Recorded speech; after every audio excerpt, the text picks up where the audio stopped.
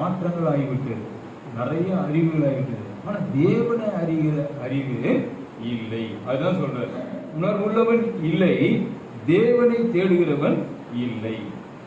எல்லாரும் 12, எல்லாரும் வழி தப்பி ஏகமாய் கெட்டு போனார்கள், நன்மை செய்கிறவன் இல்லை, ஒருவனாகிலும் இல்லை.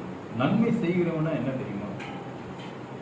நிறைய பேருக்கு ஐயோ நான் எவ்வளவு பேர் நன்மை செஞ்சிருக்கிறேன். நன்மை செய்கிறவன் அவன் புனிதனாய் இருக்க வேண்டும், அவன் பரிசுத்தனாய் இருக்க வேண்டும், பாவமில்லாமல் இருக்க வேண்டும். அவங்க தான் நன்மை செய்ய முடியும். அது யாருன்னா கர்த்தராகிய இயேசு கிறிஸ்து.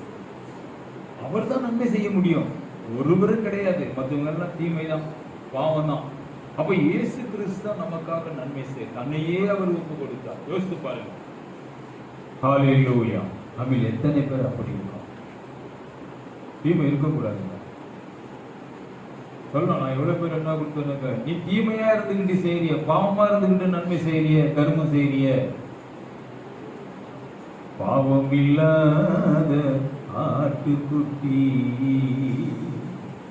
பார சிலுவையை தோளில் ஏற்றி. பாவம் இல்லாத ஆட்டுக்குட்டி நம் தேவனாகிய கர்த்தர். அவர்தான் எல்லாம் செய்ய முடியும். அவரை குறித்து சொல்லலாம், அவரே சொல்லலாம். நம்ம எத்தனை பேர் அப்படி சொல்ல முடியும்? தெரியாது, அவ்வளவுதான். எது பாவம், எது அநியாயம் நமக்கு தெரியாது.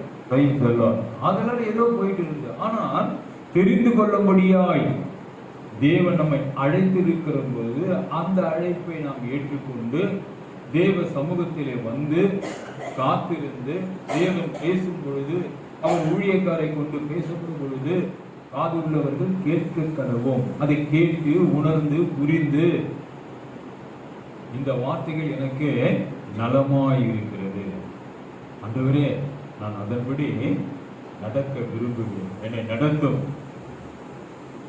அப்படித்தான் நாம் என்ன பண்றோம்? நம்ம உள்ளத்தை ஆண்டவருக்கு கொடுக்கணும்.